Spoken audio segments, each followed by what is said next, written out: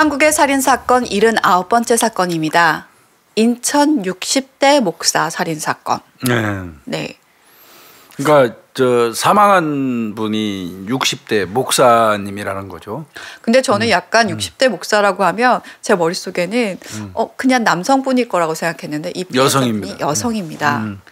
그래서 2013년도 사건인데요. 사건 안으로 들어가 보도록 하겠습니다.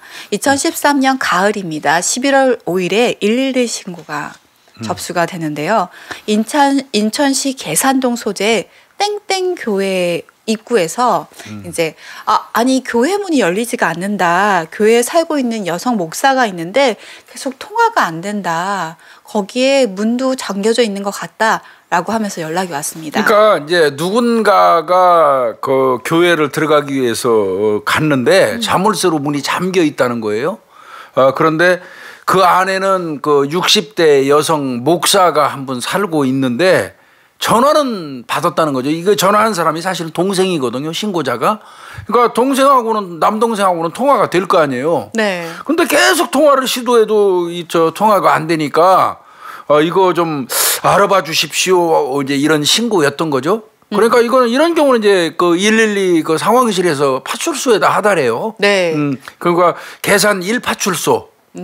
거기서 이제 출동해가지고 보니까 뭐 밖에서 자물쇠 잘 잠겨 있고 누가 뭐 때려 부시거나 이런 흔적 없으니까 이런 경우에는 경찰이 뭐 특별하게 할 수 있는 일이 없잖아요. 저도 이런 신고 굉장히 많이 받았거든요. 그러니까요. 근데 막 거기서 알아봐 달라고 해요. 아니면은 뭐 연락해 달라고 하는데 그럴 수가 없는 게 이게 이제 어떤 범죄의 흔적이 보여야 되는데 그럼요. 우리가 그 상태에서는 확인을 할 수가 없어요. 그래서 이제 먼저 그러면 신고하신 분이 막 졸라도 그럼 가족이 그 지금 찾아달라고 하는 사람하고 어떤 관계냐라는 걸 확인을 하거든요. 그런데 이제 이 경우에도 신고한 사람이 지인이라고 했어요. 처음에는 남동생인데 본인이 경찰에는 신고할 때 나는 지인입니다 이런 식으로 이야기를 했고 자기 그 누나라는 소리를 했었으면 좀 편했을 거예요. 그런데 저 지인이라고만 얘기를 하면서 자꾸 그 휴대폰 위치 추적을 좀 해달라고 경찰한테 부탁한 거예요. 근데 잘 아시겠지만 이거는 지인이라고 해가지고는 그 할 수 없어요. 네. 휴대폰 위치 추적 못합니다. 가족이 요구하면 가능해요. 그런데 지인이라고 자꾸 그 본인이 이제 그렇게 신고하면서 얘기하니까 그거는 못 해줍니다. 또 현장에 출동해 보니까 외관에 문 잠그고 나갔는데 자물쇠로 시정하고 나갔는데 그거를 우리가 강제로 경찰이라고 개방하고 들어갈 수도 없고 그 더더군다나 지인이 신고했다는데 가족도 아니고 그러니까 이제 첫 신고는 내가 볼 때 그냥 끝난 거예요.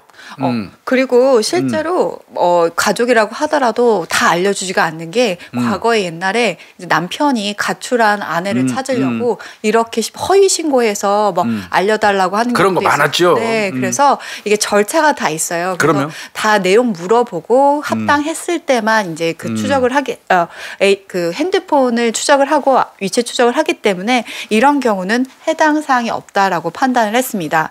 그런데 다음 날에 이 11월 6일 날 또 전화가 옵니다. 12시에 낮 12시에 112로 어제하고 똑같은 내용이에요. 네. 똑같은 사람이 여성 목사가 계속 문이 안 열린다 거기 교회에. 어제랑 같은 신고 내용인데 그 여성 목사의 차가 있는데 이제 어제 신고한 사람이 그러니까 실제로 나중에 얘기하겠지만 남동생이지만 이제 지인이라는 사람이 또 2차로 네. 신고한 건데 그 누나지 이를테면 이제 본인 입장에서는 근데 이제 그 목사님 여성 목사님 차를 그 주변에 서 있는데 본인이 확인했다는 거예요. 확인해 보니까 낙엽이 차에 쫙 쌓여 있다는 거예요. 그러면 이거는 오랫동안 운행을 안 했다는 뜻이다. 그러니까 이거 이상하다는 거죠. 그 사람 얘기는. 그다음에 이제 이 목사님이 지병을 좀 앓고 있는 사람이다. 그러니까 걱정이 되겠죠. 그러니까 이거 뭐 혹시 안 좋은 일이 있어서 안에서 사망했을 수도 있으니까 좀 확인해 주세요. 이제 이런 내용이었어요. 좀 내용이 바뀌긴 했죠. 그렇죠. 실제로 이 피해자라고 하면 그렇죠. 여성 목사가 고혈압이 좀 있었다고 네, 그런가 하더라고요. 봐요. 예. 그러다 보니까 이제 가족이 진짜 생사 확인이라도 해야 될 것 같다. 차도 그러면 어딜 갔으면 차라도 뭐 이동한 게 있어야 되는데 차도 그대로 있고 또 문도 걸려져 있다 보니까 너무 걱정이 된다. 그리고 나 친동생 맞다라고 하면서 확인을 시켜줍니다. 그러니까 이제 파출소 직원 출동해가지고 친동생 으로 앓은 거죠. 근데 이제 물어봤겠지 경찰이. 뭐 어제 신고할 때는 왜 자꾸 지인이라고 그랬어요? 그랬더니 이 사람이 누나하고 자주 연락하고 지낸 사이가 아니래요. 아주 소원하게 지냈대요. 근데 아마 그러니까 뭔가 이유로 친하게 안 지낸 것 같아요. 가족임에도 불구하고. 근데 최근에는 그 조상 땅 그 저 관련돼 가지고 아마 그 좀 일이 있어서 그 이 누나 목사 누나하고 수시로 이제 연락을 했는데 사실은 전화 며칠 전부터 그 통화하기로 했었다는 거예요. 땅 관련돼서. 근데 계속 전화 안 받는다는 거죠. 그렇죠. 그러니까 좀 도와달라 이렇게 얘기를 한 겁니다. 그래서 그러면 이제 그냥 또 막 들어갈 수는 없잖아요. 안 돼요, 절대 안 돼요. 네, 그래서 친동생을 같이 입회시켜서 문을 이제 사실 문이 잠겨져 있으니까 또 열쇠가 없다 보니까 자물쇠를 아마 땄겠죠. 그러면서 지하로 내려가는 데거든요. 네, 친동생이 허락했다라고 하면서 땄을 겁니다. 그래서 이제 지하로 내려가는 입구에서 경첩이었나 봐요. 이게 쫙 옛날 그 철문이었는데 그걸 이제 제거를 하고요. 좁고 어둡게 이렇게 어두운 통로였나 봐요. 아마 불이 안 켜져 있었어요. 그러니까 교회가 지하 1층에 있었으니까요. 지하 1층으로 이렇게 쭉 내려가는데 근데 이제 그 철문은 잠겨져 있는데 내부로 들어가는 또 유리문이 그렇죠. 있었는데 출입문. 출입문은 또 시정이 안 돼 있다라는 거예요. 안에 또 불은 꺼져 있고. 그리고 이제 딱 들어가면 이제 철물 지나고 그다음 유리문 같은 거 지나면 이렇게 들어가면? 바로 예배단이 보이는 거. 설교단. 예배실이 딱 나오는데요. 보다 보니까 되게 깨끗하고 정갈한 겁니다. 그래서 예배실을 또 지나가다 보니까 그 안에 그 방들이 또 있고요. 부엌 겸 또 탕비실이 있는데 그쪽은 이렇게 불이 환히 켜져 있는 거죠. 거기를 확인하고 깜짝 놀란 거죠. 거기에 바닥에 쓰러져 있는 그 목사, 이 피해자를 발견한 거예요. 그래서 살펴보니까 이 윗부분 상체를 중심으로 해서 피가 흘러 내려가지고 그 안에 바닥이 흥건한 거예요. 그리고 바닥에 이 문질러진 혈흔이 있는 거예요. 그러면 끓었거나 뭐 닦았거나 그런 거죠. 네. 그러니까 이건 살인 사건이죠. 네. 볼 것도 없이 살인 사건이니까 바로 왜 살인 사건이요? 자기가 기어가면서도 이렇게 할 수 있잖아요.라고 하는데 현장에 가서 본인이 움직인 그 쓸린 흔적과요. 누가 닦은 흔적, 닦거나 이동한 흔적은 굉장히 차이가 있습니다. 그래서 아마 살인 사건이라고 판단을 한 것 같습니다. 이게 이제 교회로 본서로 경찰서로 이제 파출소 직원들이 바로 이제 보고를 한 거죠. 이건 긴급하게 보고한 건데 우선 그 이 목사를 좀 그 여성 목사 사망한 사람은 그럼 어떤 사람이냐를 보면 여성 목사 맞아요. 네. 나이가 69세예요. 와. 69세 여성인데 주소지는 따로 있는데 이제 기거는 교회에서 먹고 자고 한대요. 그러니까 지하 1층에 교회를 내놓고 거기서 예배도 하고 그 안에 방도 있고 부엌도 있고 살림을 하고 거기서 먹고 살면서 교회를 운영하는 거죠. 이 교회는 2011년도에 오픈됐다니까 2013년이니까 한 2년 정도 그 운영을 한 거고 신도수 같은 경우는 많지 않았던 것 같습니다. 잘 파악이 안 됐다고 그러고요. 이 목사 같은 경우는 과거에 그 이 전 남편이 사망도 했고 이혼 경력도 있대요. 자녀들도 있기는 한데 연락이 잘 안 되는데 6남매 정도 자녀가 있다고 그래요. 그러니까 혼자 나와가지고 그렇게 이제 그 목사로 이제 그 살고 있는 거죠. 근데 좀 특이사항이 있다고 합니다, 교수님. 이게 이 교회가 사실 이 여성 목사의 교회긴 한데 이 사람 명의로 돼 있었던 게 아니라면서요. 네, 다른 사람 명의로 돼 있었어요. 그래서 이게 좀 특이사항이었었다. 일단 이제 그 이유는 나올 겁니다. 다른 네. 사람 명의로 왜 그 교회를 해놨는지는. 일단 이제 경찰이 현장 출동, 당연히 이제 강력팀에서 과수팀 데리고 갔겠죠. 과수팀 데리고 현장에 갔더니 이제 침입문은 없어요. 아까 없었잖아요. 문 잠궈 있었고 지하로 들어가는 교회 철문 자물쇠로 딱 잠궈놨었고 뒷문은 원래 뒷문이 있긴 한데 평소에 거기는 아예 잠궈놓고 있대요. 그러니까 뭐 출입할 수 없는 곳이고요. 앞문 뒷문이 있는데 뒷문은 항상 잠겨져 있고 앞문도 자물쇠로 잠겨져 있다. 그러면 이거는 만약에 이 누군가 그 목사를 살해하고 도주했다면 범인이 범행하고 나와서 잠그고 간 거죠. 네. 그렇죠. 네. 뒤로는 출입할 수 없으니까 앞문 그 자물쇠로 채워져 있던 그 문이 잠겨 있다는 뜻은 범행하고 나와가지고 잠그고 갔다는 얘기죠, 범인이. 그러면 아는 사람이 있거나 이 내부에 대해서 그렇죠. 되게 아는 사람일 가능성과 아니면 그 자물쇠를 발견해서 그걸 갖고 잠그는 경우가 있는데 잘 모르는 사람인 경우 굳이 막 열쇠가 남의 그걸 왜 잠궈요? 안에 사람이 있을지 없을지도 모르는데 그건 말이 안 되고요. 이거는 범인이 잠그고 나간 게 명백한 거죠. 네. 그래서 그렇다면 제일 먼저 안에 내부를 이제 수사를 했고 피해자 수사를 하게 되면요. 그다음에 이제 바깥 수사를 했을 때 주변 CCTV 수사도 하게 됩니다. 당연히 하죠. 네. 근데 이제 아마 이때 경찰이 처음에 1차 신고 때 지인이라고 구태여 누나라 소리 안 한 사람 그 동생 의심했을 거예요. 네. 이건 반드시 경찰이 나라도 내가 담당 경찰이라도 이거 저 동생 이상한데 혐의 둘 겁니다. 그렇죠. 또 몇 년 동안 연락 안 하다가 최근에 연락을 했다고 하는데 그것도 땅 문제라고 하니까 더더욱 신경이 쓰였을 것 같습니다. 아마 이제 잠정적인 아마 용의자군에 바로 이 사람이 떠올랐을 거예요. 경찰은 그렇게 두고 있었을 거예요. 현장 감식 들어가죠. 현장 감식을 했어요. 이제 사건 현장부터 볼까요? 네. 그 현장은 인천 계양구 계산동 소재 3층 상가예요. 3층 상가인데 1층에는 편의점이 있고 2층에는 주점이에요. 3층에는 학원이에요. 그 다음에 지하에 교회가 있는 거예요, 이게. 되게 네. 번화가인가 봐요. 지하층 교회. 네, 여기가 어디냐면 인천 지하철이 또 따로 있잖아요. 네, 네. 거기에 경인교대역이 있어요. 네, 네. 거기 부근에 상가들이 되게 많은 밀집 지역에 있는 교회라고 해요. 번화가죠, 번화가. 네, 그래서 교회가 이제 좀 딱 예상이 되셨겠지만 지하다 보니까 약간 소규모의 그런 교회였던 것 같습니다. 그래서 아까 얘기했듯이 그 지하 들어갈 때 그 앞에 가장 철제문이 있고요. 안에 들어갈 때 또 유리문이 있고 이렇게 있습니다. 바로 앞에 예배실이 딱 보이고요. 그 앞에 계단이 이렇게 내려가잖아요. 그 밑에 또 이렇게 창고가 있대요. 맞아, 작은 창고. 네, 이게 또 좀 핵심이 됩니다. 교회로 내려가는 왼쪽 그 계단 왼쪽 벽면에 거기에서 이제 뭘 발견을 해요. 뭘 발견? 교회로 내려가는 계단 왼쪽 벽면에 검붉은 색의 장문이라고 그래요. 장문. 손바닥 그 문양을 장문이라고 그래요. 네. 이건 지문. 지문, 장문은 요 손바닥 네. 장문 여기 지문이라고 보시면 돼요. 근데 이 장문도 사람마다 다 달라요. 근데 우리는 뭐 이걸 따로 장문을 보관하고 있지는 않고요. 지문만 우리가 등록되어 있죠. 근데 계단을 내려가는 그 이 계단 왼쪽 벽면에 장문, 피 묻은 장문. 그러면 범인이 손에 피가 묻었다는 얘기예요. 거기에서 이 벽을 짚으면서 나왔다는 얘기잖아요. 그렇죠. 계단 벽을 살해하고 나서 피해자 피. 네. 그러니까 묻은 이 손바닥 장문을 벽을 손대고 나오면서 묻힌 거. 그 다음에 뭔지 모르지만 소매 끝에서 튄 혈흔 같은 거. 와. 이게 이제 휘적거리고 나오면은 그렇죠. 묻거든요. 튀어서. 그런 게 몇 개 발견이 돼요. 그러면 이 혈흔이 이제 그 사망한 여성 건지 네. 확인하면 맞죠. 네.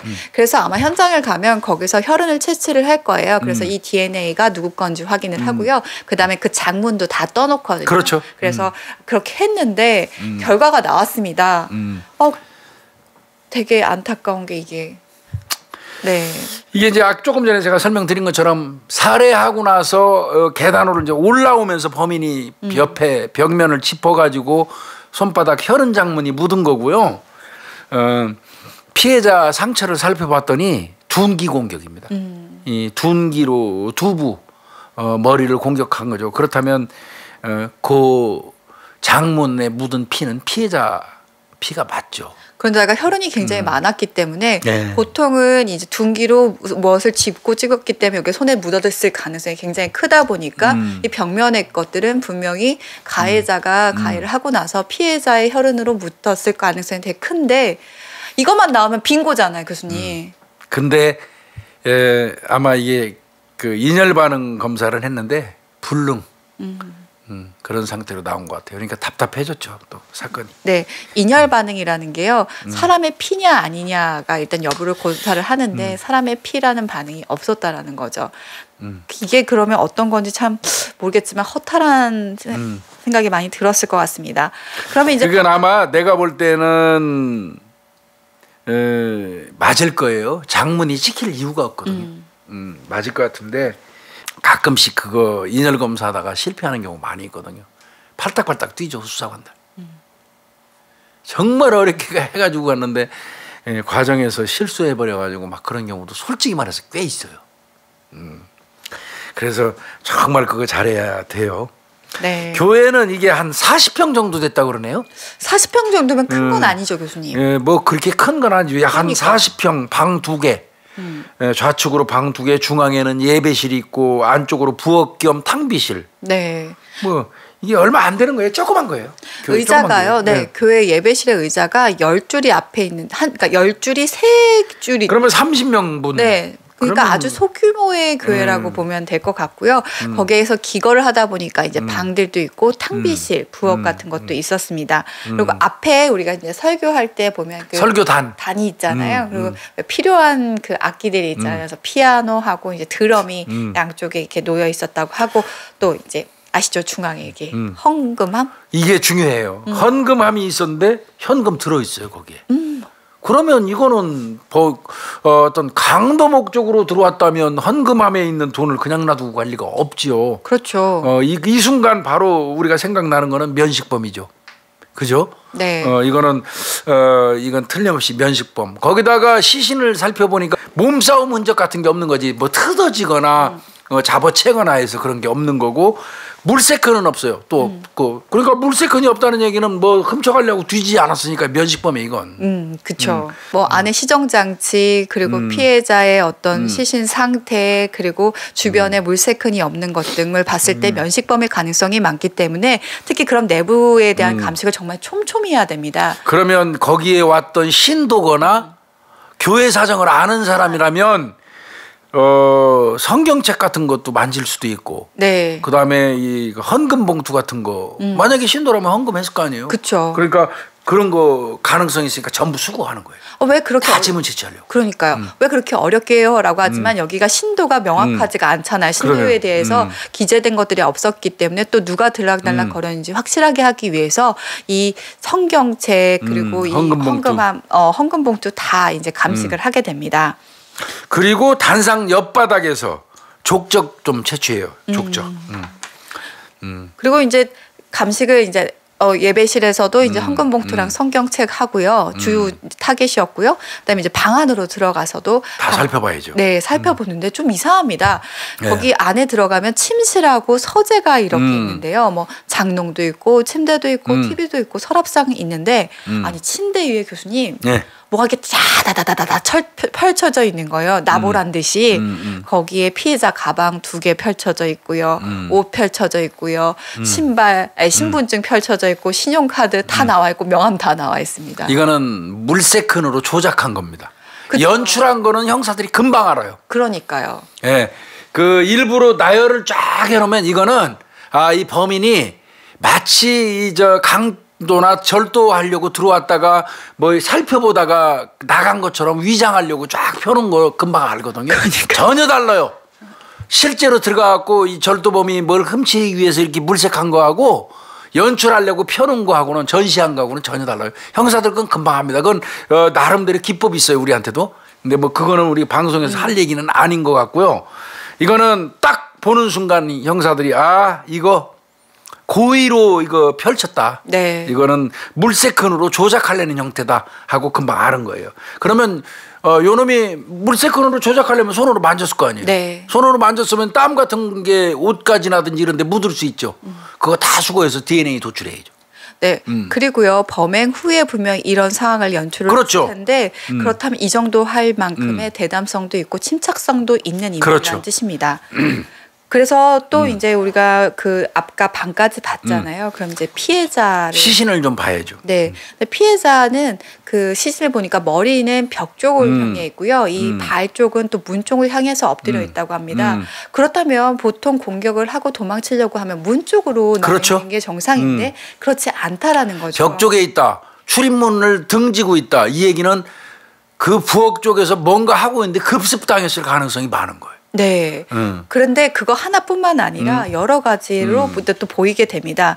또 이 보다 보니까 엎드려 있는데 양팔을 머리 이렇게 감싸고 있는 거죠. 네, 그렇다면 이거는 계속 공격을 받다가 이제 그 그거 사망. 굉장히 중요한 형상이에요. 네. 공격 받을 때 그 했다는 거고. 차기 상태도 뭐 온전하고 차기 상태가 온전하다는 얘기는 제가 아까 말씀드린 것처럼 이미 공격하는 거를 인식을 했다면 어떤 형태로 사람은 달려붙어요. 네. 그래서 옷도 찢어지고 이런 흐트러진 모습을 보이는데 옷 상태가 단정한 상태로 그대로 있었다. 그리고 머리가 아마 대체로 후두부 쪽을 공격받은 걸로 보이고요. 그다음에 벽 쪽을 향하고 있고 출입문이 아니고 이랬다면 이건 급습인 겁니다. 그렇죠. 교수님. 급습인 거예요. 양손 안쪽에 그 다수의 머리카락이 좀 있었다고 그래요. 아파서 잡아 뜯은 것 같기도 하고요. 아마 본인 머리카락 그런 것 같습니다. 거예요. 예, 네. 그런 것 같고 오른쪽 그 검지에 이 붉은색 섬유 조각이 좀 있었대요. 요거는 그 나중에 어떤 작용을 할 수도 있어요. 네, 미세진 거. 네. 네.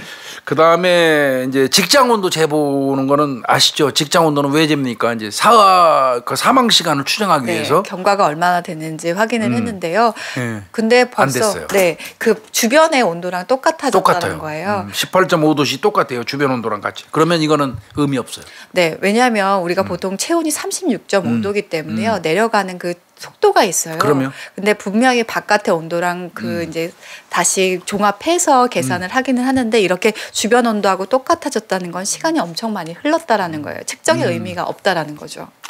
그리고 얼굴 앞부분에 이제 시체 얼룩이라고 그러죠. 시반이라고 혹은 사반이라고 우리는 일반적으로 얘기하죠. 네.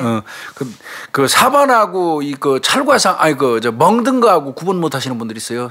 시신이 사람이 사망해서 그 누워 있으면 누워 있는 엉덩이 부위로 이 뻘겋게 네. 마치 멍드는 네. 것처럼 생기거든요. 이제 혈액 속에는 헤모글로빈 그 무거운 철 성분이 그 침착하면서 생기는 거거든요. 그래서 그거하고 그다음에 생전에 누구한테 맞아갖고 멍드는 거하고 좀 구분하기가 좀 어려워요. 근데 그거는 구분하는 거는 이제 일선에서 간단하죠. 그 살짝 절개를 했어요. 절개를 해가지고 껍질을 이렇게 벗겨봤을 때 그 안에 피딱지가 있다면 그거는 생전에 맞은 거예요. 맞아요. 타박이에요. 타박상이고 시반 같은 거, 시체얼룩 같은 거는 약간 쬐을 때 전혀 그런 게 없죠. 피딱지가 없죠. 이제 그거 구분하는 건데 얼굴 부분에 이제 시체얼룩이 좀 있었고 앞으로 퍼져 있었으니까 이쪽으로 네. 무겁게 내려가고요. 또 시반 같은 경우는 그 후에 또 다시 이동하면 만약에 뒤집으면 또 다시 밑으로 내려가거든요. 예. 그리고 또 팔다리 같은 관절을 통해서도 우리가 시간을 관절이 먼저 경직돼요. 네. 근데 벌써 이미 다 경직이 됐고 시간이 그만큼 많이 그렇죠. 됐다는 겁니다. 아, 공격은 엄청나게 했어요. 여기 보십시오. 머리를 23개 정도 돼요. 열창이 찢어진 게. 이마에 7번, 왼쪽. 두정부, 머리 꼭대기. 네. 예, 여기에도 2번, 뒤에 후두부 3번, 뭐 왼쪽 측두부도 뭐 11번. 그러면 23번을 머리만 집중적으로 공격한 거예요. 이거 딱 보는 순간 무슨 생각 드세요? 볼 것도 없잖아요. 네. 원한이죠 뭐. 네. 23곳이나 또 집중적으로. 오버킬이잖아요. 네. 오버킬. 사실 머리 둔기로 한두 번만 때려도 사람 사망해요. 네. 그런데 이 사람 23번 때렸어요. 그런데다가 아까 우리가 봤을 때 눕혀져 있는 상태에서 그러니까요. 머리를 감싸고 있었다고 했잖아요. 그거는 아마 끊임없이 계속 공격했기 때문에 그렇습니다. 네. 나름 방어한 거예요, 그게. 그러니까 방어원이 손에 있는 거죠. 그러니까 피해자가 일단 쓰러지면 보통 멈추는 게 대부분인데 네. 그것이 아니라 계속 정신없이 공격을 했다라는 뜻입니다. 뭐 후두부라든지 이마 쪽은 거의 함몰된 정도였고요. 목을 조른 흔적은 없어요. 그러니까 명백히 액살이나 이런 교살은 아니고요. 눈, 코 뭐 이런 데도 멍들어 있고 그러니까 엄청나게 공격을 당한 거고 범인은 알 수 없는 이유로 하여튼 이 여성한테 오버킬한 겁니다. 네. 그리고 그 주변에 있는 이제 그 현장에 딱 나가가지고 시신이 있고 거기에서 혈흔이 나와 있을 때 아직 굳지 않은 것과 굳은 건 다르거든요. 그걸 가지고도 사망 시간을 추정하지 않습니까? 네. 이 경우는 흘러내린 피가 두꺼운 층으로 말라붙어 있었다. 말라붙어 있구나. 아래쪽은 연하게 있고 위에만 살짝 그 굳은 거하고 달라요. 이게. 네. 바짝 다 굳은 그러니까요. 거죠. 이게 두껍게 말라붙었다는 얘기는 계속 피는 흘러나오고 오랜 시간이 흐르니까 뭐 겹치면서 말라붙었다는 얘기거든요. 그러니까 이건 사망 시간은 상당 시간 된 겁니다. 이거는. 네. 비산혈 형태는 이 벽 쪽으로 낮게 묻어 있었어요. 이거는 어떤 거를 얘기하겠습니까? 엎어져 있는 상태에서 그렇죠. 공격을 했다라는 쓰러진 거죠. 상태에서도 지속적으로 공격했다는 뜻이죠. 예. 그렇다면 보통은 자기를 컨트롤 못하고 계속적으로 공격을 했다. 감정 개입이 돼가지고 이게 그 과도한 공격한 거예요. 네, 오버킬이 사실은 또 면식범에 의해서만 일어난다는 건 아니지만 보통은 현장에서 가보면, 그러니까 사실 오버킬은 보통 면식 관계에서 특히 감정이 있는 상태에서 그렇죠. 많이 드러나기 때문에 우리가 시체의 상태 그리고 시정 상태 모든 걸 종합적으로 판단해 봤을 때 면식범일 가능성이 명백히죠. 엄청 높죠. 네. 그리고 금품 목적은 절대 아니고. 그렇죠. 그건 절대 아니고. 그럼 이제 몇 가지는 나온 겁니다. 면식범 명백하다. 그다음에 오버킬 한 거 봐가지고는 감정이 있다. 그다음에 강도나 이런 그 재물 목적은 아니다. 그러면 이제 수사 방향은 좀 잡아지죠. 네. 이 정도만 해도 수사 방향 이제 그렇게 잡았어요. 그릇 같은 것도 그 보니까요. 그릇을 그 이분이 뭐 차곡차곡 정리 정도를 잘하는 스타일은 아니었던 것 같아요. 목사일 하고 그러니까 대충 올려놨는데 만약에 몸싸움이 있었으면 위태롭게 정리되어 있는 그 그릇 같은 게 쏟아져 내렸어야지 맞아요. 그렇죠. 그런데 저 제대로 정돈도 안 된 그릇들이 그대로 있는 거 봐서는 선반에 몸싸움 자체가 아예 없었다는 뜻이기도 해요. 그런 거 가지고도 우리가 현장 상황을 유추하거든요. 네. 그러니까 바꿔서 얘기하면 슬그머니가 그냥 그대로 급습했다는 뜻이죠. 반응할 새도 없이 공격했다는 거예요. 그렇다면 서로 말싸움을 하다 공격한 게 아니고요. 그렇죠. 아닌 거예요. 네, 이거는 계획된 공격이고 계획된 범죄라는 뜻입니다. 이런 걸 가지고 이제 볼 수 있는 거죠. 불시 공격이다. 이건 100%. 그러니까 쉽게 얘기해서 저항할 틈도 안 주고 일시에 급습해갖고 제압했다는 거죠. 그리고 쓰러진 사람을 그냥 지속적으로 가격했기 때문에 감정이 실려 있다는 거죠. 네. 그렇다면 이건 일순간에 쌓인 것이 아니기 때문에 네. 주변인일 가능성이 정말 많아요. 그렇죠. 수사 방향은 바로 정해질 수 있죠. 그리고 또 나름 그 계획적인 범죄라고 또 볼 수 있는 게 개수대에 물이 받아져 있는데 거기에 고무장갑 한 켤레하고요. 범행도구 망치 이게 거기 잠겨 있어요. 그다음에 피해자 휴대폰도 거기도 물속에 퐁당 집어넣었어요. 이거는 범인이 지문 도출 못하게 하려고 그렇게 한 거죠. 그러니까 이건 완전히 뭐 어떤 지능범이고요. 뭐 거기에 짧은 모발 같은 것도 몇 개 있었는데 모근이 없다 보니까 DNA 채취 못한 것 같습니다. 그럼 뭐 이제 그 외에 다수 머리카락도 수집을 했는데요. 이것이 뭐 여기서 유효한 증거는 사실 그렇게 많이 나오진 않았습니다. 그렇습니다. 근데 저는 이거 대목 읽으면서 너무 놀랬던 게 혹시라도 그 뭐 지인들 또 아는 사람들이 가능성이 교인일 수도 있고. 그러니까 성경책을 아까 감식하고 네. 그 현금 봉투를 감식한다 그랬는데 그게 진짜 쉬운 게 아니라 그게 성경책 한 장 지문 채취를 했다고 합니다. 성경책이 몇백 페이지잖아요. 그거를 그리고 굉장히 얇아요. 네. 성경책이 그거를 한 장 한 장 넘기면서 거기에 있는 지문을 전부 다 채취를 했습니다. 뭐 수사라는 것 자체가 그렇습니다. 네. 엄청나게 어렵죠. 그다음에 이제 명함 발견해서 명함. 네. 흐트러진 명함이 있었잖아요. 일부러 그 범인이 쭉 뿌려놨잖아요. 네. 그 명함에 있는 사람들도 여튼 그 사망한 사람하고 연관 관계가 있으니까 명함 소지하고 있을 거 아니에요. 네. 그 사람들한테도 다 연락해야 돼요. 그 명함만이 나오면요 사건 현장에서 미쳐요. 아니 그래도 즐겁기는 해요. 옛날에는 전화번호를 지금은 다 입력하지만 옛날에는 전화번호부에다 써놨잖아요. 네. 김윤희 몇 번, 뭐 김복준이 몇 번 이렇게 써가지고 전화번호 넘기면서 기억, 니은 이렇게 해서 박씨 하면 비읍자 이렇게 넘겨갖고 그렇게 그 집안에서들 했잖아요. 옛날 집 전화 쓸 때 현장에 갔는데 그게 발견이 됐어. 그래 이 중에서 면식범일 수 있으니까 이 중에서 범인이 있을 거야. 우리 이거 가져가자 하는데 어떤 경우는 500명도 넘게 나올 때 있어요. 사람 미쳐요.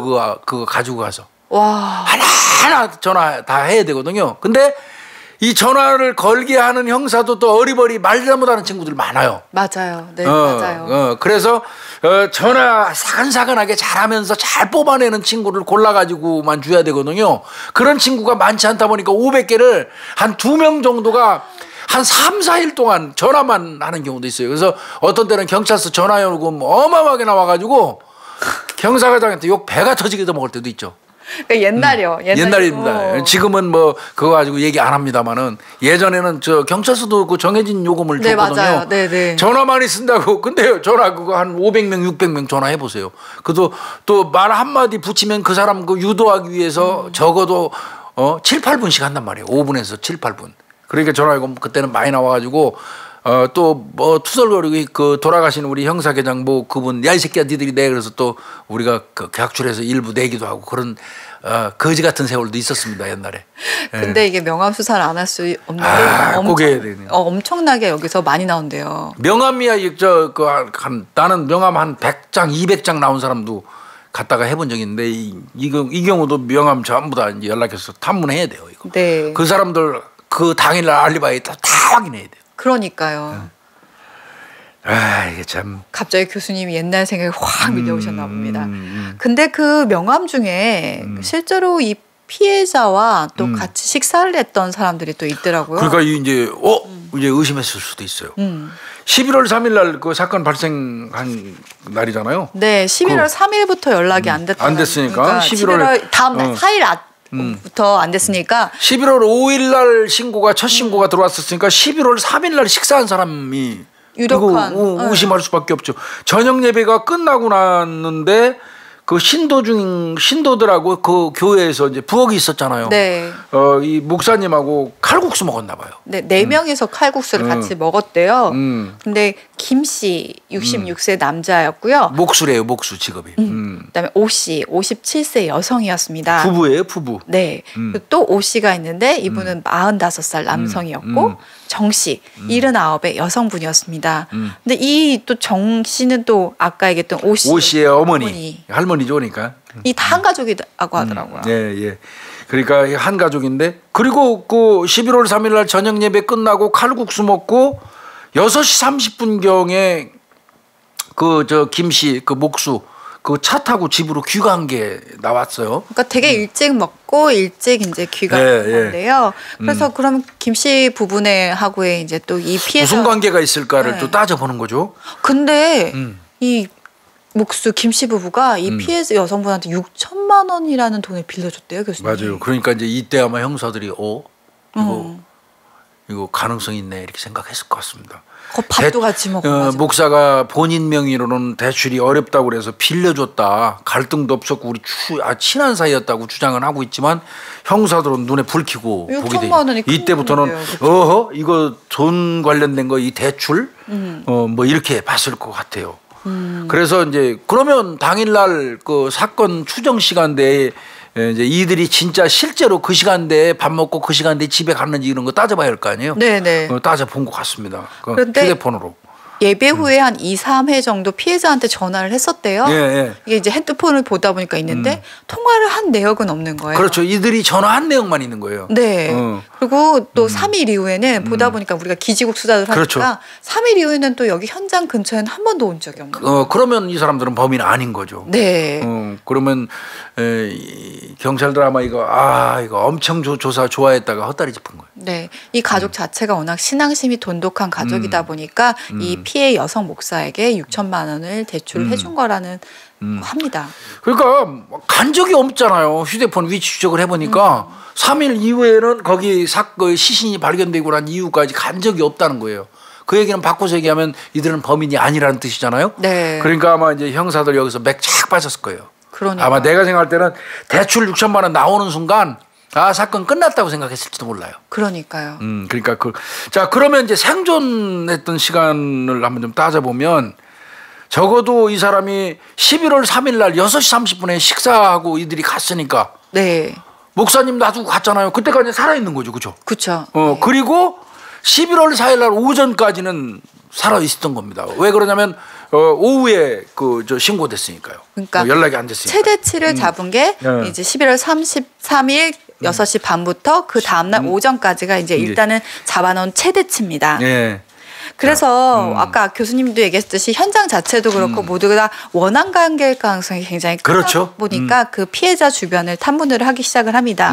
근데 얘기가 나온 것 중에 하나가 금전 관계가 아주 좋지 않았다라는 첩보가 입수됩니다. 그렇죠. 이제 이 사망을 하게 되면 죽은 사람이 도대체 어떤 사람이고 왜 이 사람이 죽을 만한 이유가 있었을까? 어떤 이유로 이 사람이 남에게 타살됐을까? 이거를 따져보려면 피해자의 성향 같은 거 또 확인해야 되거든요. 네. 그다음에 피해자의 환경 같은 거를 확인할 필요가 있거든요. 그래서 피해자 주변을 이제 피해자를 아는 사람들을 대상으로 탐문을 했단 말이에요. 그랬더니 하나같이 하는 얘기가 그 여성 목사분이 금전 관계가 썩 그렇게 좋지 않은 것 같아요. 주변 사람들한테.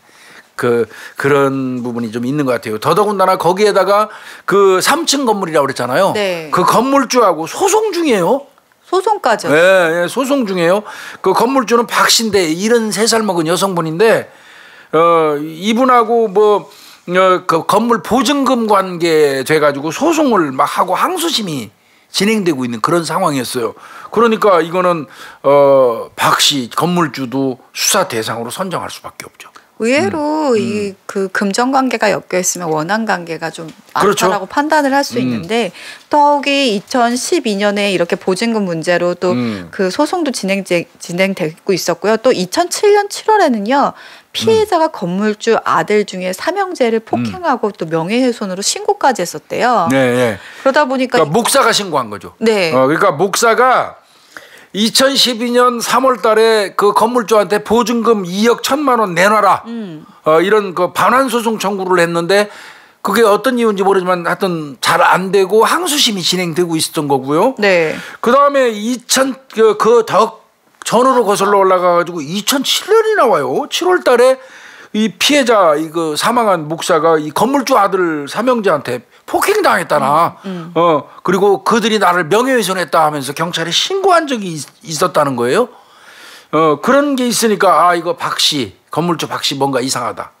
건물주 박 씨가 73살 먹은 노인네가 살해하기는 어렵다면 아들이 있으니까 그래서 일단은 박 씨를 불러다가 경찰이 간 보는 거죠. 참고인 조사를 하는 거죠. 예. 네. 근데 이게 딱 보면은 사실 우리가 얘기를 나누다 보면 알거든요. 알죠? 네. 그래서 부른 거예요. 네. 근데 딱 얘기를 하다 보니까 범행 가능성이 너무 낮아요. 네. 그 여성 박 씨도 그렇고 남편도 고령이고 아내가 73세면 남편은 73세가 넘을 거 아니에요. 같거나 뭐 아닐 수도 있지만 그러니까 이거는 아니니까 아닐 가능성이 많으니까 그 사람 두 사람 박 씨하고 남편은 그 당일날 행적 조사만 한 거예요. 네. 근데 아들이 있잖아요. 그렇죠. 그래서 이제 아들을 이제 삼형제가 있어요. 네, 삼형제가 있는데 아마 둘째 아들만 그 근처에 살았나 봐요. 그래서 이제 행적 수사를 했는데 그러다 보면 이제 아들이 거주하고 있는 그 거주지 CCTV를 그렇죠. 보면 제일 정확한데 그렇죠. 뭐 하나도 이상이 없는 거예요. 이 근처에 온 흔적도 없고. 안 온 거죠. 그 아들도 그러면 이건 아닌 거예요. 그러니까 또 두 번째 헛다리 짚은 겁니다. 네. 그러면 이제 끝날까 싶었는데 이거 미쳤을 거예요, 이거. 네. 수사. 근데 또 금전 관계로 원한이 있는 사람이 있다 보니까 한 사람 한 사람씩 조사를 하는데 또 새로운 인물이 등장을 합니다. 그렇습니다. 이 교회의 전 부목사였습니다. 지금은 아니고. 네, 지금은 아니고 전에 이 교회에서 부목사를 했던 바로 구 씨인데요. 69세 남자. 네. 69세 남자인데 이 부목사 하다가 그러니까 어떤 사유로 그만둔 것 같은데 이 사람도 또 이 소송 관계가 좀 있어요. 네. 신고한 그 남동생 있잖아요. 네. 그 사람하고 폭행으로 또 그 고소하고 뭐 이랬던 그 일이 있어요. 그 부목사가 2011년도 11월 달에 요번에 그 누나 그 신고한 네. 그 동생하고 시비가 돼가지고 폭행 혐의로 고소를 당한 사람이에요. 그러니까 그 부목사가 동생을 때렸다는 거죠. 그렇죠. 그런데 이제 뭐 나중에 뭐 혐의 없음 처리됐다고 그래요. 그러니까 뭐 그래서 혹시 그것 때문에 감정이 있어가지고 그러면 동생한테 감정이 있어야 되죠. 있다면. 네. 근데 누나한테 감정이 있어갖고 목사를 살해했을까요? 하여튼 뭐. 그래서 일단 뭐 진위 확인 해봐야 되니까 경찰이 전화를 일단 먼저 합니다. 그래서 이제 누구시죠? 이제 그 교회의 여성 목사가 누구시가 사망을 했는데 혹시 이 사실 아십니까? 그러니까 그래요? 아주 태연히 그랬다는 거예요? 마치 아는 것처럼? 그 교회 언제 한번 가보셨어요? 가본 적 최근에 있으세요? 2년 전에 갔대요. 2년 전에. 2년 전에 가보고 안 가봤다는 거예요. 그러니까 폭행 사건이 일어났을 그쯤에 그때만 가고 2년 전에 가보고 한 번도 안 가봤다. 나 지금 부산에 있다. 아니 근데 경찰이 출석 요구 하지도 않았는데 지 입으로 저 부산에 있는데요. 지금 그 얘기를 한 거예요. 이거는 엄청나게 중요한 거예요. 이건. 그러니까 보통 아무렇지도 않은 사람이 이렇게 얘기를 하다가 아, 저 2년 전에 가보고 처음 한 번도 안 가봤는데요. 이런. 저 그러면서 저 지금 부산에 있는데요. 저 지금 부산에 있어요. 거기 못 가요. 라고 얘기를 하면 경찰이 일반적으로 좀 와주실 수 있습니까 하면은 저 부산에 있어서 좀 이래야 되는데 경찰이 출석 요구도 안 했는데 지 입으로 좀 부산에 있는데 이거 그래서요. 형사들이 전화 상담 기법도 있어요. 네. 전화를 상대방한테 걸어가지고 답변을 이끌어내고 특이한 사항을 하는 그런 어떤 기법이 있거든요. 이 전화 통화하는 순간 출석 요구도 안 했는데 지가 지 입으로 그냥 말하는 중에서 나 부산에 있는데요. 이 얘기하는 순간 경찰은 이거 이상해.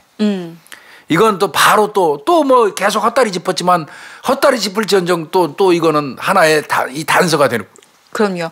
어떨 때는 교수님 지난번 저희가 했던 사건은 바로 사망 사실 안 알리고 이제 그 여자친구는 전화해서 사망 사실 안 알린 상태에서 이제 소환을 했던 거잖아요. 그러면 이거는 또 다이렉트로 사망 사건을 네. 물어보면서 사실 이렇게 가는 기법이 다 다르고요. 다르죠. 네, 그러고 또 이 말 한 한마디가 아니라 얘기를 전화 통화를 해보다 보면 그 전체적으로 이 사람에 대한 느낌이 있잖아요. 있어요. 그래서 죽었다고 바로 얘기했는데 그래요? 이렇게 하는 것도 이상한 거예요. 근데 또 어떻게 왜요? 막 이러는 것도 또 이상한 거예요. 네. 그 반응을 보이는 거는 형사들이 감이나 촉으로 볼 수밖에 없어요. 그래서 이런 전화할 때는 쫄병 그 막내들 안 시켜요. 맞아요. 짬밥이 좀 있고 경륜이 있는 형사들이 반드시 전화합니다. 그렇다고 하시더라고요. 네, 반드시 합니다. 저는 제가 직접 했어요. 교수님 잘하셨을 것 같아요. 굉장히 귀 기울여서 듣고 막 적으면서 하죠. 근데 요즘은 다 녹음도 합니다. 네. 예, 요즘엔 녹음해서 분석도 합니다. 내 목소리가 섞여 있는 전화 통화 내용은 녹음하는 게 전기통신비밀법 그 보호법에 저촉한대요. 네. 그거를 또 뭐 이용해서 악용한다면 그게 문제가 되죠. 악용할 것도 없죠, 뭐 그런 거는. 그래서 그렇다면 이 구 씨에 대해서 어쨌든 확인해봐야 되잖아요. 네, 이 사람. 확인해봐야 되는데 주소지는 수서로 되어 있습니다. 사실 이게 이천이면 수서 좀 많이 멀리 떨어져 있긴 한데요. 수서에 위치한 영구임대 아파트에 살고 있었다고 합니다. 그러면 이제 관리실 가서 CCTV 보면 되죠. 네, 그 사람이 진짜 몇 월 며칠 날 나와서 정말 부산에 있는지 뭐 이런 거 따져봐야 되잖아요. 그걸 가서 확인해 보니까 이 사람 미혼이네요. 네. 69세인데 결혼 안 했어요. 네. 혼자 살고 있고요. 차도 없어요. 그러면 차가 없다 그러면 걸어다면서 걸어 뚜벅이죠. 대중교통을 이용했겠네요. 그러고 전과를 봤더니 폭력하고 상해가 한 4건 정도인데 실형사는 건 없고요. 경찰 입장에서는 구미 당겼을 거예요. 왜냐하면 이게 뭐 사실 전과로 다 알 수 있는 건 아니지만 이런 폭력이나 상해 전과가 있다라는 건 약간 이 사람의 충동성이라든지 통제성, 폭력성. 좀 볼 수 있거든요. 그리고 이제 가서 CCTV 확인했더니 7월 7일, 8일, 그러니까 11월 7일하고 8일 CCTV에 안 나와요. 7일, 8일 안 나오고. 부산에 가 있나 보네. 그 6일 오후에 나가는 모습만 나온 거예요. 6일 오후에. 6일 오후에 나가는 모습만 나와 있고, 그러면 그때 부산 갔나? 이제 형사들은 그렇게 생각했겠죠. 그러면은 이제 6일 전에 거꾸로 올라가야죠. 봐야 되겠죠. 그렇죠. 그러니? 한 3일 거꾸로 올라가서 이제 보는 거예요. 그래서 집에 있나 없나 이제 집에 있는 거 확인되면 혐의 없는 거죠. 네. 그렇잖아요. 그 6일 날 나가는 거 보였죠? 네. 그러면 6일 이전에 5일, 4일, 3일 그게 범행 시간대잖아요. 네. 그 시간대에 그 집 근처에 있는 거 그대로 확인되면 그 사람 혐의 없는 거잖아요. 특히 우리가 3일 6시 반부터 4일 오전까지 가장 그렇죠. 유력하다고 봤으니까 그 시간대를 해서 포인트를 보게 되는데요. 이 사람이 3일 날 아침 11시 39분에 오전 11시 39분에 외출한 게 딱 나와요. 나옵니다. 그리고 밤 9시 45분에 귀가했어요. 그러면 3일 날 범행 시간대에 속하잖아요. 네. 18시 30분 이후. 거의 10시간이. 그러니까 의심되기 시작하는 거죠, 이 사람. 네. 차가 없다 보니까요. 아마 대중교통을 이용했을 가능성이 높기 때문에. 대중교통을 이용해서 인천에 이 살인 사건이 난 현장으로 간 적이 있는 것만 확인하면 되는 거예요, 이제. 그렇죠, 교수님. 그렇죠. 교통카드. 교통카드가 우리가 사실 이 교통카드 그 수사도 되게 쉬울 거라고 생각합니다. 아유, 그거 절대 쉽지 그렇지 않아요. 않습니다. 교통카드 넘버를 다 알아야 돼요. 그거 안 쉽습니다. 아니면 CCTV 다 뒤져야 되거든요. 그럼 그 이 사람이 사용하는 교통카드가 어떤 건지를 알아야 되잖아요. 네, 차라리 진짜 그 자기 신용카드 쓰면 좀 모르겠는데 만약에 교통카드 썼을 땐 좀 많이 힘듭니다. 그러니까 그 교통카드를 이제 경찰이 잘 확인할 수 있는 거는 역에서 그 사람이 교통카드를 쓴 거를 그 얼굴을 확인하고 정확한 시간대를 찾으면 역에다 협조를 해가지고 교통카드 남발을 뽑는 거죠. 그것도 엄청난 여러 가지 진행 절차가 있어요. 복잡해요 생각보다. 또 압수수색 영장도 발부받아야 되고. 우리 이런 거 얘기해도 되나 교수님? 알 거예요. 하여튼 교통카드가 쓸 거라고 생각할 수밖에 없죠. 차 없으니까. 네. 대중교통 쓸 건데 그렇다면 이 사람은 어떤 교통카드를 쓸까 이렇게 생각을 했는데 보니까 아까 힌트 나왔잖아. 영구 임대 아파트. 그 위치가 그렇고 홀로 살고 있다. 나이가 69세다. 그러면 이 사람은 서울시에서 복지카드가 나올 가능성이 확실하죠. 네.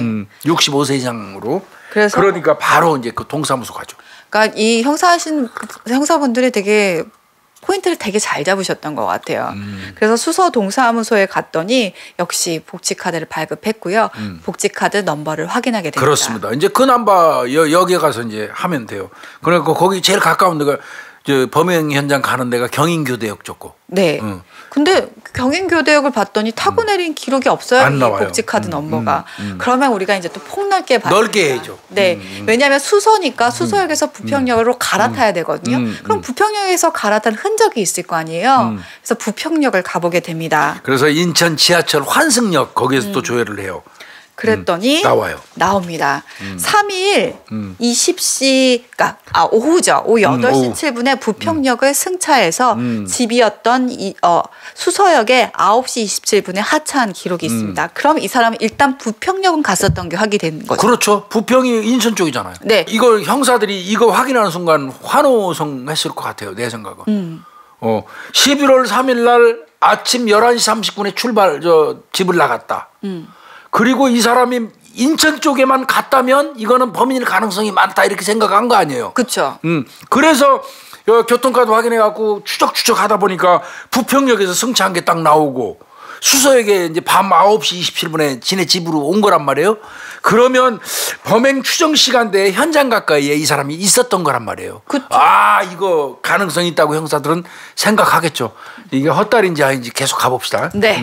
그래서 일단은 지금 그 안에서 나온 거는 이게 다잖아요. 이 지하철 수사에서. 그럼 형사들 이때부터 발로 뜁니다. 지금 발로 뛰어야죠. 이제는. 떴지만요.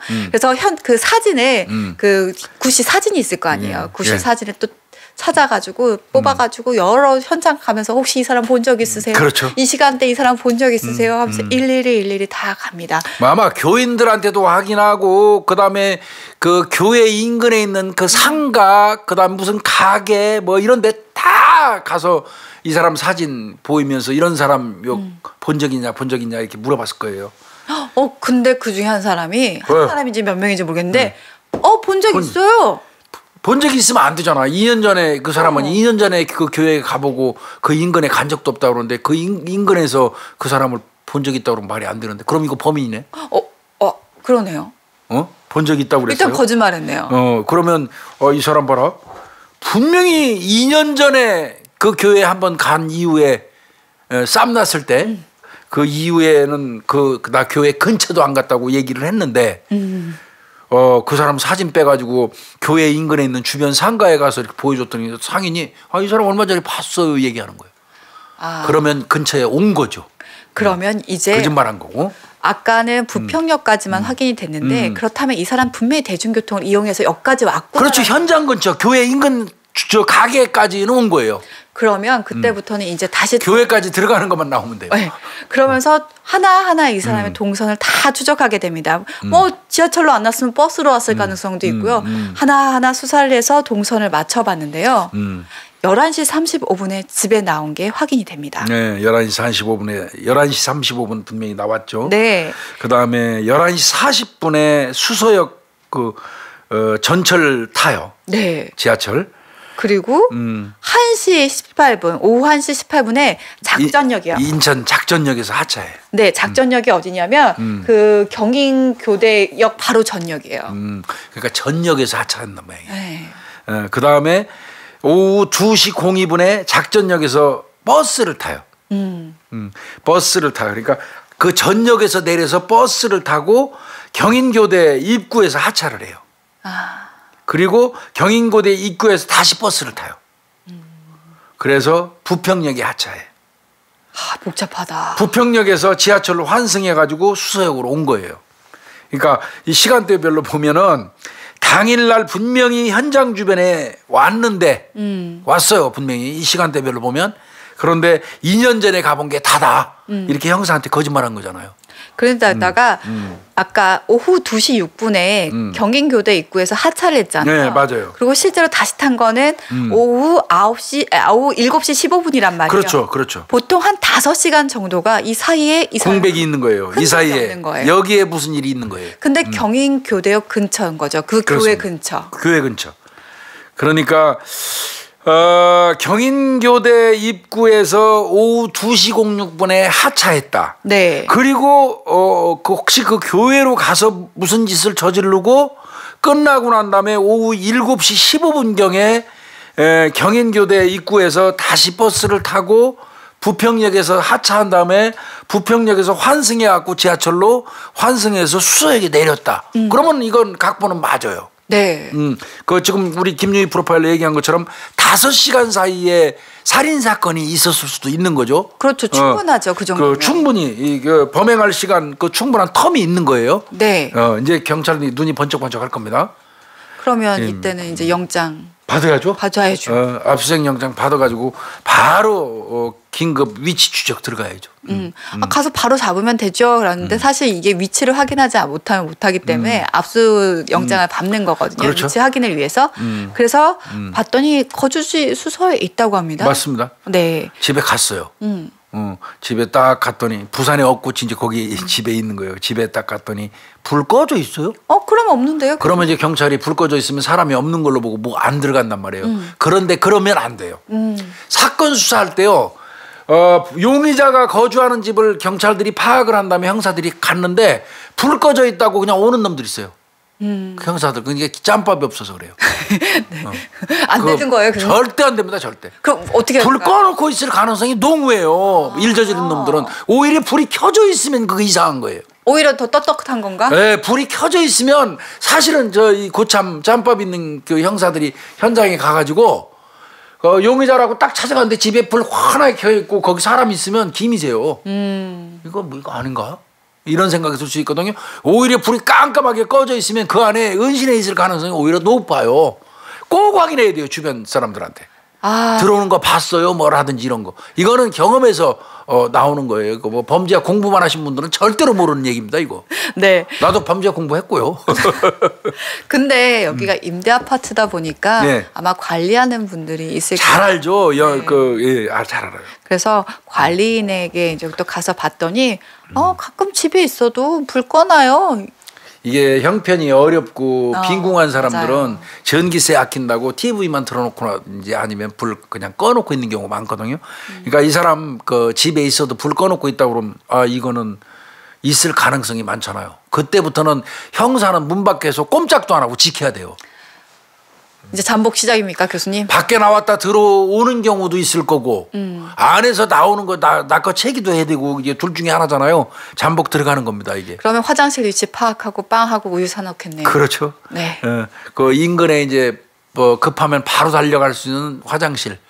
대체로 이제 주유소나 상가 안에 있는 화장실인데 요즘 형사들 잠복 근무할 때 그 화장실 급한데 말이야 상가 거기 열쇠로 다 잠궈 놔갖고 자기들끼리 비밀번호를 만들어 놔가지고 그 갈 때마다 이제 그러니까 그 제일 먼저 이제 막내가 하는 일이 뭐냐면요 잠복하는 장소 그렇다고 형사 티 내면 안 돼요. 네.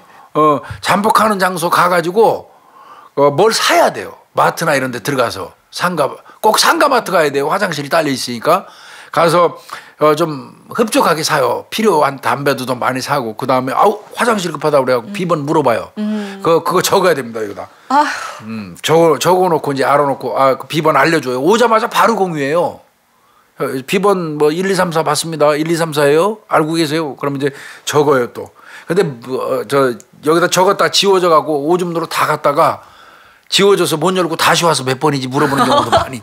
그래서 요즘에는 뭐 그 형사들 내가 그 술 먹으면서 얘기 들어보니까 쓴 거를 사진을 찍는다고 그러더라고 휴대폰으로. 그러니까요. 그런다고 그러는데 하여튼 바로 이제 빵 사고 그 화장실 아니면 주유소가 가까우면 주유소 화장실 이용하면 돼요.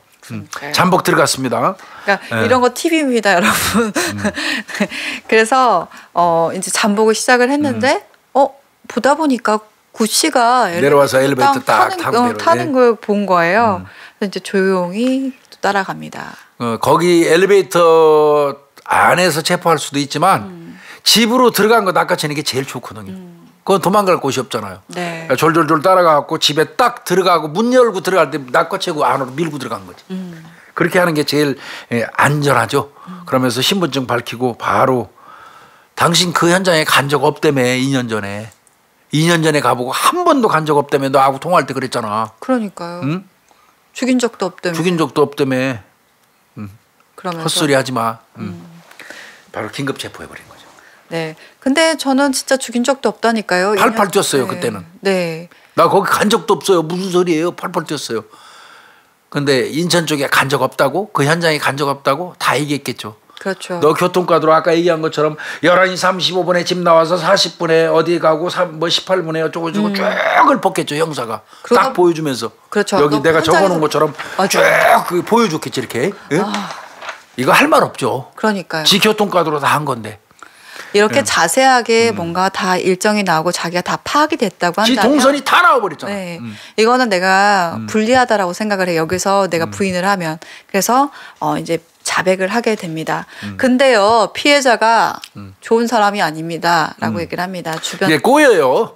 이게 이제 수사기법이기도 한데 그래 당신 죽인 거 맞아 맞는데 왜 자꾸 저 오리발 내밀고 그래 이 근거가 다 명백한데 당신 말이야. 근데 이제 사실은 그 돌아가신 분 피해자한테 이러면 안 되는데 형사 입장에서 우리가 그 피해자가 어떤 사람인가 이렇게 확인했더니 경제적으로 주변 사람들한테 좀 민폐를 많이 끼친 사람이기는 하더라고. 이런 식으로 싹 유도한 거예요. 네. 피해자를 무슨 매도하자는 의미는 네. 아니고 수사 기법입니다. 네, 맞습니다. 그분도 뭐 경제적으로 다른 사람들 실제고요. 탐문하면서 많이 들었잖아요. 그래서 좀 다른 사람들 어렵게 한 적이 있다고 그러는데 당신 혹시 그거 아니냐 이제 이런 식으로 얘기하는 거죠. 그렇게 설득을 했더니 맞습니다. 내가 경제적으로 그 사람한테 엄청 피해를 입어서 감정이 생기고 원한이 생겨서 죽일로 간 거 맞습니다. 이렇게 자백을 합니다. 네. 그렇다면 구 씨가 죽일 만큼의 원한이 어떻게 해서 생겼는지. 자, 이제 사건 경위를 봐야 네, 되겠죠. 범행 동기를 한번 파악을 해봐야 되는데요. 둘은 신학대학원 동기입니다. 맞습니다. 2010년 네. 사실 2013년도에 이런 범행이 일어났고 그때 69살이잖아요. 늦게 간 거예요. 네, 그 66 그러니까 뭐 한 65세에 사실은 이 신학대학원에 들어갔는데 둘 다 이제 둘 다 나이가 많다 보니까 아마 서로 친하게도 지냈었던 것 그런 같아요. 것 같아요. 네. 그래서 2010년도에 신학대학원 동기인데 이 부목사 이거 이제 범인이죠. 얘기하면 피의자 구 씨 같은 경우는 목사 안수를 바로 받았대요. 그런데 그 여성 목사분은 안수를 못 받았어요. 안수를 못 받고 그러다 보니까 대학원 측하고도 갈등이 좀 많이 있었다고 그래요. 어떤 이유인지 모르지만 그러니까 목사 안수를 받아야지 교회도 운영하잖아요. 그러니까 아마 이 여성 목사 같은 경우는 교회를 운영하려면 빨리 목사 안수를 받아야 되는데 그걸 대학원 측에서 잘 안 해주니까 갈등도 있었고 시끌시끌하고 이제 그랬던 것 같은데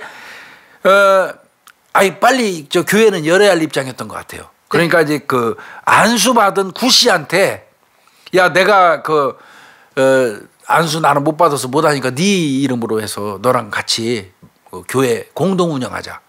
교회가 참 어떻게 보면 무슨 장사처럼 사업처럼 공동 운영한다 이런 얘기가 나오니까 좀 서글픈 부분도 없지 않아 있긴 한데요. 하여튼 그 구 씨한테 같이 교회 운영하자고 그래갖고 동의하에 합류했어요. 네. 그러면서 이 구 씨가 그냥 합류하는 게 아니라 사실 투자금도 지원을 합니다. 그렇습니다. 5천만 원. 와. 5천만 원, 그 교회 공사비 있어야 할 거 아니에요. 네. 그다음에 이제 12인승 차량 같은 것도 구입을 좀 해야 하잖아요, 교회. 그렇죠. 이동시켜야 예, 그러니까 그거 한 5천만 원 투자를 했고요. 네. 그다음에 이제 월급은 한 달에 한 120만 원 정도로 측정을 한 모양이에요. 부목사니까. 그러니까 아마 이 구 씨 입장에서는 한 5천만 원이 이제 자기가 갖고 있는 돈인데 그거를 일단 다 전재산 투자한 거예요. 투자를 하고 대신 월급으로 120만 원씩 자기가 받으면서 생활을 하겠다라고 그렇습니다. 하는 계획이었던 것 같습니다. 그런데 안 됐나 봐요. 신도가. 네. 근데 아까 신도도 한 30명 남짓 의자밖에 없었잖아요. 신도 수도 없었고 교회 운영이 굉장히 어려워지니까 2011년 7월부터 10월까지 한 4개월 동안 같이 이제 운영을 했었는데 운영이 안 되고 교인이 안 모였다 보니까 근데 이 피해자가 약간 좀 이해할 수 없는 행동을 합니다. 왜냐하면 이 구 씨를 아예 배제시켜 버려요. 이게 안 한다고 교회 그만한다고. 이거 타산이 안 맞으니까 쉽게 얘기해서 신도도 안 늘고 어려우니까 그만둔다고 그러면서 일방적으로 통보하고 그 부목사한테 5천만 원 투자까지 했는데. 네. 그냥 교회 안 한다고 딱 그냥 통보만 하고 그냥 교회를 잠궈버려요. 철문 열쇠로. 그러면서 그 교회 열쇠까지 다 바꿔버렸대요. 부목사가 못 들어오게 열쇠 네. 바꿔버린 거죠. 그러니까 이제 이 구 씨 같은 경우는 좀 당황스러울 수밖에 없었고 전화도 안 받고 만나주지도 않고. 그러니까 이제 그 과정에서 아까 그 동생하고 폭행 사건이 있었다고 그랬잖아요. 네. 그러다 보니까 아마 이제 이 부목사는 가서 따지게 되고. 그 과정에서 이제 그 여성 목사 동생 신고자하고 다툼이 있었고 고소로 왔다 갔다 했던 것 같고요. 네. 이 사람 입장에서는 그 5천만 원이 전 재산이었나 봐요. 그러니까요. 전 재산 투자하고 그 본인은 뭐 그렇게 얘기했어요. 나 이빨에 넣을 돈도 없다. 이가 다 빠졌던 모양이에요. 그렇게 어렵게 사는데 나중에 그 얘기 들어보니까 그 목사 동생은 그때 목사 동생이 교회 일을 조금 잠시 도왔던 것 같습니다. 그러니까 구 씨를 배제하고 네. 보니까 동생은 이제 그런 것 같습니다. 합류시켰는데 그 동생이 양주 먹고 있더라. 그러니까 양주 마시고 잘 먹고 잘 산다. 여성 목사도. 그래서 자기가 사기당했다는 게 너무 억울해서 화가 났지만 믿는 사람이라서 잊고 살려고 노력을 했다. 이렇게는 얘기했어요. 그러다가 그냥 그렇게 잊고 살아야 되는데 이런 말을 꼭 전달해 주는 사람이 있잖아. 2013년 3월경에 그 잘 모르는 여자가 그 교회 얘기를 하면서 질문이 있다는 전화가 왔었다는 거예요. 그래서 나는 모르는 여자가 전화하니까 뭐 왜 나한테 전화했습니까? 나 그 교회에 대해서 할 말 없습니다. 그러고 확 끊어버렸다는 거예요. 화딱 지나서. 네. 근데 그 모르는 여자 그 전화 온 여자는 어떤 여자일까요? 이 부목사한테 전화한 여자는 누굴까요, 교수님? 그 교회 명의자 땡땡땡이를 아느냐 하는 질문이었던 거예요. 그래서 이게 명의자가 그렇다면은 실제로 아까 피해자 교회잖아요. 그럼 명의가 누구로 돼 있어야 되면 피해자 명의로 돼 있어야 돼. 피해자 그렇죠. 목사 명의로 돼 있어야 되는데 그게 아니라는 거죠. 그렇죠, 그렇죠. 차명으로 돼 있는 거예요, 남의 이름으로. 그래서 이것들이 이제 내 돈 저 사기쳐서 돈 투자하게 만들고 안 된다고 문 닫더니 다시 교회 문 열었구나. 이런 생각이 들어서 살짝 가보는 거예요. 일요일 날 교회를 가봤대요. 그랬더니 문이 열려 있고 신도 소리도 들리더라는 겁니다. 그러니까 한 2년 동안 잊고 살았다고 합니다. 근데 2년 만에 누군가가 전화를 해서 혹시 당신 교회 관련돼서 알고 있느냐. 교회가 다시 열렸다라는 거죠. 자기 불러다가 자기 명의로 그 교회 운영하더니 내쫓고 난 다음에 또 다른 사람으로 해가지고 하니까 이제 그 감정이 생긴 것 같아요. 그래서 가서 확인하니까 교회 다시 열은 거예요. 네. 그게 바로 11월 3일이었습니다. 그래서 오후 2시 8분에 교회를 찾아갔는데 갑니다. 근데 사람들 아까 얘기해서 칼국수 먹었다고 했잖아요. 그렇죠. 4명이 칼국수. 그러니까 그 목사까지 5명이 칼국수 먹고 있는 거를 있으니까 못 들어갔어요.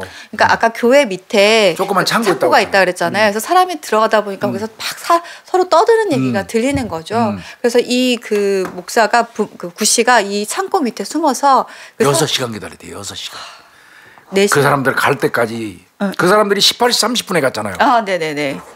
그러니까 2시 08분에 거기 도착했으니까 맞죠.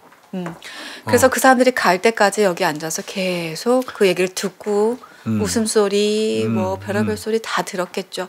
근데 사실 떠날 수 있잖아요, 교수님. 네. 근데 이제 거기서 기다리면서 그 사람들 갈 때까지 기다리면서 그러니까 작정하고 간 거예요, 내가 볼 때는. 저도 그렇게 생각이 들어요. 네, 기다리면서 기도하고 본인 얘기는 뭐 가방 안에서 성경책 읽었다고 그렇게 얘기하는데 내가 볼 때는 6시간 동안 창고 같은 데서 쭈그리고 앉아서 기다렸다는 얘기는 반드시 죽이겠다는 의지예요. 근데 내가 오늘이어야 한다라는 그렇죠. 거죠. 오늘이고 그래서 작정하고 간 거고요. 뭐 망치는 그럼 어디 있었냐 그러니까 창고에 있었다고 그러는데 이것도 피해자가 사망했기 때문에요. 이게 실제로 그 교회의 망치인지 네. 아니면 본인이 준비해 갔는지 아니라고 하더라도 또 그것도 아니라고 하더라도 이 부목사를 했기 때문에 망치가 어디 있는지 위치는 아는 사람이에요. 그렇죠, 이 사람은. 네. 그죠? 네. 그러니까 뭐 그 준비할 필요가 뭐 없었죠, 특별히. 준비해 가도 그만이고 뭐 몰라도 거기 가서 어디에 망치 있다는 거 알 테니까.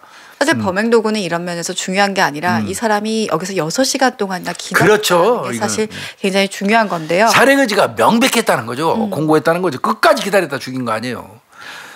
그래서 6시 30분에 사람들이 다 나가자 조용히 그 구씨는 가서 문을 잠급니다. 그렇죠. 그리고 부엌 쪽으로 갑니다. 부엌 쪽에 있었으니까요, 목사가. 네, 망치는 이제 들고 나왔고요.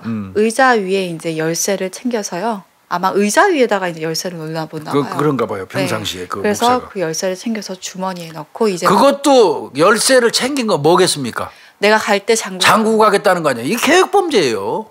실제로 그게 아니라 이 사람하고 말싸움하고 가려고 했다라고 한다면 말도 안 돼요. 그걸 챙길 경우가 이유가 없어요. 없죠. 네.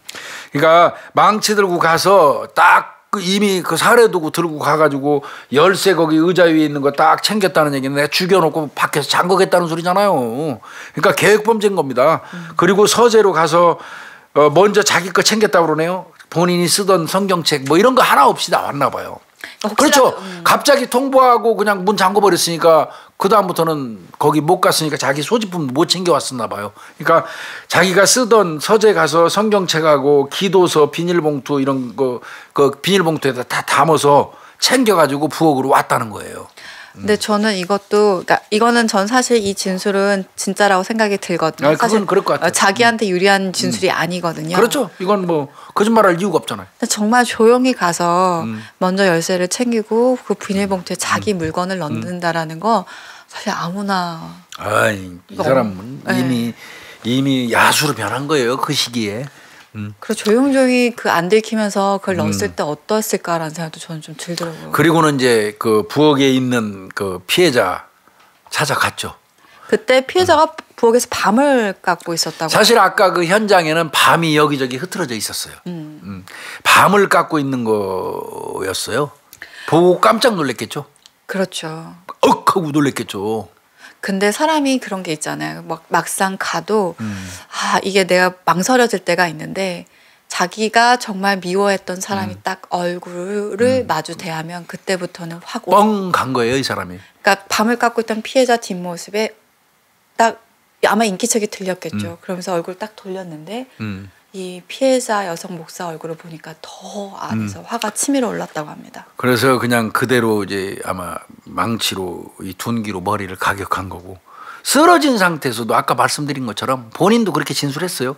분이 안 풀려서 쓰러진 상태에서도 계속 공격했고 가슴팍 같은 데도 발로 밟았다는 거예요. 그러니까 아까 비산혈이 낮은 자세, 낮은 벽에 흩어져 있었잖아요. 네. 그러니까 현장 감식했던 내용하고 똑같은 거 맞습니다. 그러니까 아마 2년 동안 분명히 참고 있었을 거예요. 그렇죠. 그래. 억눌려 있었죠. 나뿐만 아니야. 이 사람도 교회 잘 안 됐고 다 우리 뭐 교인도 안 모여서 그러니까 어쩔 수 없다라고 생각했는데 본인만 그렇게 된 거였고 이들은 잘 살고 있다라고. 나중에 보니까. 네, 그게 아마 자기 인생의 마지막 걸었던 5천만 원이었는데 이 사람들이 산산이 부서뜨렸다고 생각을 한 거죠. 그래서 이제 그렇게 가해를 했고요. 그래서 이제 그러고 난 다음에 피해자 휴대폰하고 아까 망치 그 개수대에다가 담궜잖아요. 네. 그리고 이제 아까 그 비닐봉투에다가 서재에서 자기 성경책하고 뭐 이런 기도서 같은 거 챙겼다고 그랬잖아요. 그거 들고 밖으로 나와서 밖에서 열쇠 잠궜잖아요. 네. 그러고 도주를 한 건데 그 시간이 7시 13분. 네. 11시쯤에 11시 40 몇 분쯤 네. 들어가서 나온 시간은 저녁 7시 13분입니다. 그런 겁니다. 그러니까 마저 떨어지죠. 아까 동선하고. 근데 사실 이렇게 범행과 진술한 것만 보더라도 죽이러 간 것이 맞는데 그렇죠. 본인은 마지막까지 나는 죽이러 간 건 아니었다. 돈 받으러 갔다. 네. 라고. 돈 받으러 갔는데 얼굴 보니까 분노가 치밀어서 죽였다. 이건 뭐예요? 바꿔서 얘기하면. 아, 이거 계획범죄 아닙니다. 우발적이라는 거죠. 네, 근데 이게- 거짓말이에요. 네. 7시간을 죽이려고 맘먹지 않으면 그 창고 계단 밑에 창고에서 안 기다립니다. 네. 이거는 본인이 우발 주장을 하기 위해서 뭐 죽이러 간 거 아닌데 돈만 받으러 간 건데 보자마자 그냥 순간적으로 욱했다 이렇게 얘기하는 건데 이거는 내가 볼 때는 형량 적게 받으려고 거짓말하는 거고요. 이 구씨라는 부목사는 이제 좀 어떤 사람인가 제가 확인을 해보니까요. 1974년도에 미국 태권도 사범으로 태권도장도 운영했던 사람이에요. 미국 가서. 그런데 거기서요. 동거녀를 살해했어요. 미국 가서. 그래서 20년형을 받아가지고 20년 살고 추방돼서 우리나라 온 사람이에요. 그러니까 이게 사람 죽이는 습벽이 있는 사람인 거잖아요. 근데 이게 좀 그때는 통합이 안 돼 있었기 때문에 바로 구 씨의 전과에는 그 기록이 안 뜨죠. 미국 그거는 안 떴죠. 네. 그 추방돼서 근데 알아보니까 74년도에 세상에 미국 가서 내연녀 동거녀 살해해가지고 20년 복역하고 우리나라 온 거예요. 강제 추방돼서. 아마 그런 일이 없었으면 우리나라 안 왔겠죠. 네. 그리고는 나이 먹어서 와가지고 모르겠습니다. 본인 스스로는 회개하려고 뭐 신학 공부를 했는지 여부는 모르겠지만 결국 또 이렇게 범행을 한 거죠. 네. 사실 이 뭐 그때도 전과를 보면 폭행과 상해 전과도 있다고 하잖아요. 그렇다 보니까 이 사람은 폭력성뿐만 그러면 아니라 있어요. 충동성, 그다음에 통제 능력이 좀 떨어진다라고 봅니다.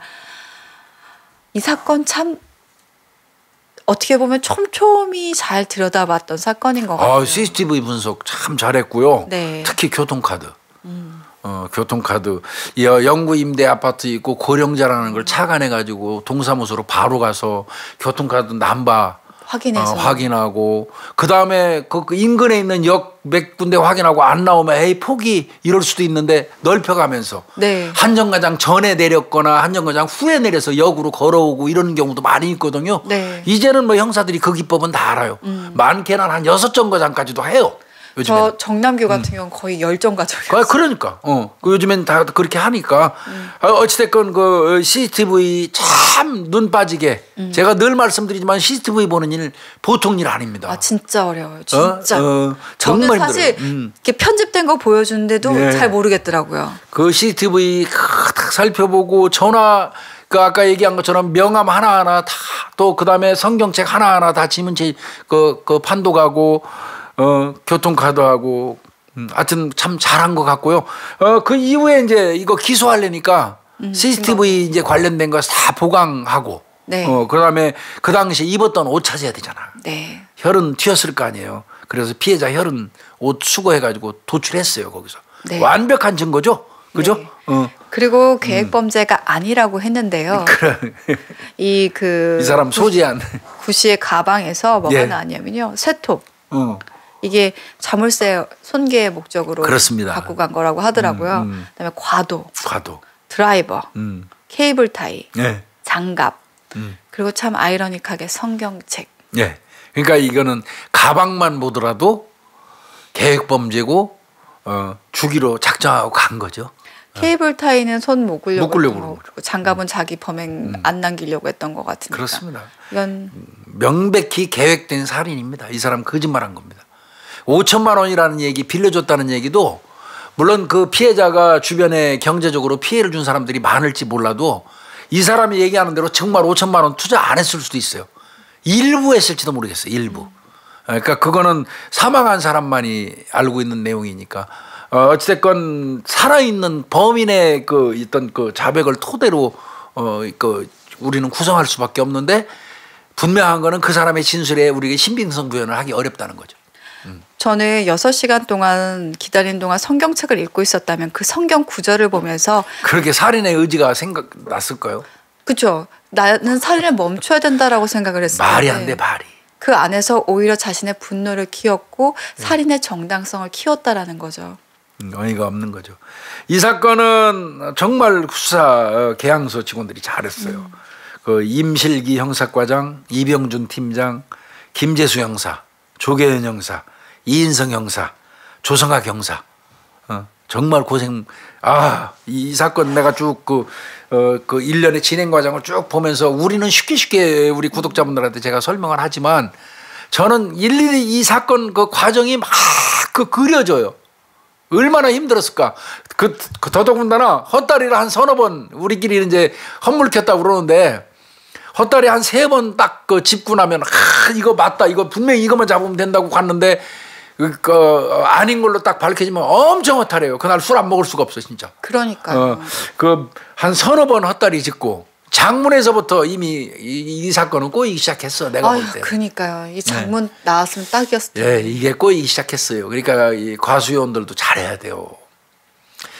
거기서부터 이게 사건이 안 되려면 이상하게 단서 갖고 있는데도 자꾸 어긋나고 꼬이고 악유가 안 맞더라고.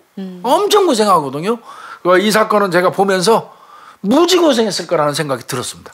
그리고 저는 나중에 다 해결돼서 우리가 본 거긴 하지만 사실 그 창고라는 것을 우리가 감식하거나 수사를 할 때 많이 안 봤을 가능성이 크거든요. 그렇죠. 범죄 현장이랑 좀 떨어져 있기 때문에. 근데 거기 숨어 있었을 때 6시간 동안 있었으면 아마 흔적은 조금 있었을 것 같아요. 그거 안 본 것 같습니다. 솔직히 말씀드려서. 그래서 그 실수한 것 같아요. 네, 이게 한번 계단 밑이라서 네. 못 본 것 같아요. 참 이런 것들도 어떻게 보면 아쉬운 부분이죠. 네, 하나하나씩 봐야 된다는 또 교훈을 또 얻게 되는 것 같습니다. 왜 그러냐면 현장 감식상에 계단 밑 그 상황이 안 나와요. 보고서에. 그 얘기는 거기는 못 본 거예요. 범인이 오랜 시간 동안 머물렀던 장소는 그 증거의 보고예요. 거기서 별게 다 나오거든요. 6시간이 있었으면 침도 뱉었을 거고요.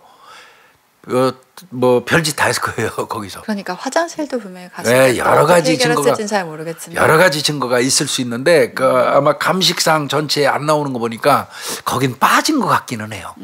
그런 부분은 지적 잘했어요. 아쉬운 부분이기는 해요. 근데 뭐 완벽한 수사가 그럼요. 참 쉽지는 않죠. 네. 그러면서 하나하나씩 또 우리가 이런 부분을 교훈으로 삼아서 더 사실 이거는 근데 너무 잘하는 수사였기 때문에 네. 잘한 거였기 때문에 저희가 이런 말씀하는 것도 사실 죄송합니다. 또 하나의 사건을 봤습니다. 79번째 사건. 오늘도 교수님 네. 고생하셨습니다.